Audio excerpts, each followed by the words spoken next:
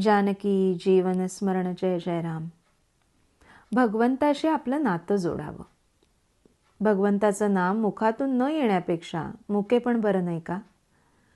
दृष्टी जर भगवंताची मूर्ती पाहत नसेल तर ती दृष्टी काय कामाची?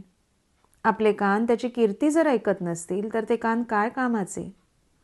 डोळ्यांनी भगवंताची मूर्ती पाहणं, मुखानं भगवंताचं नामस्मरण करणं, कानांनी त्याचेच गुणानुवाद ऐकणं हाच खरा अभ्यास आहे. भगवत चरित्र ऐकायचं कशासाठी?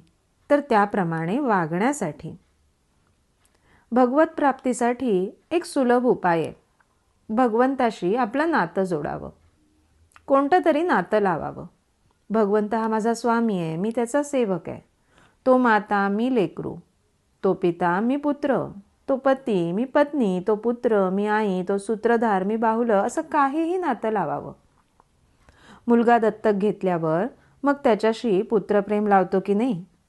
लग्न होण्यापूर्वी कोण नवरा आणि कोण बायको? पण लग्न होताच ते नातं लावतो आणि सहवासाने प्रेम वाढवतो. प्रेम केल्यानं प्रेम वाढतं.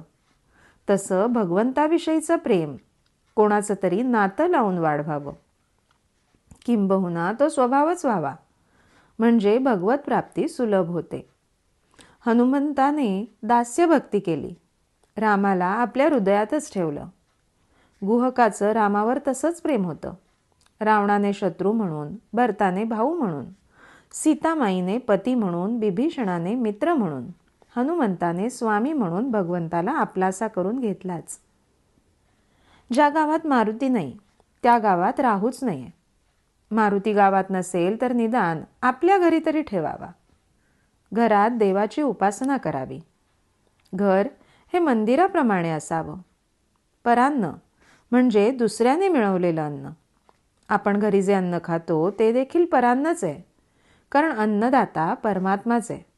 त्याचं स्मरण ठेवून अन्न खावं. चवीला बळी न पडता जरूर असेल तेव्हा आणि तेवढंच खाणं, याचं नाव सात्विक आहार. मुख्य म्हणजे प्रत्येक गोष्टीत भगवंताची आठवण राहिली पाहिजे. मग ते खाणं, पिणं, गाणं, बजावणं, हिंडणं काहीही असो. गायनामध्ये ठरलेल्या सुरात शब्द म्हणायचे असतात. त्यामध्ये भगवंताची आठवण राहणं कठीण असतं. गायन हे करमणुकीकरता असलं तरी भगवंताला अशा प्रेमाने आळवावं की त्याच्या डोळ्यात पाणी यावं. राम आपल्या जरुरीपुरतं कुठेही देतो.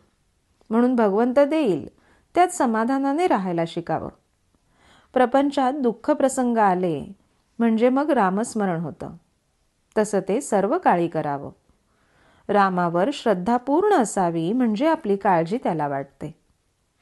तात्पर्य, भगवंताच्या नामात राहिल्यावर त्याला आपलासा करून घ्यायला निराळं काही करण्याची जरुरी नसते.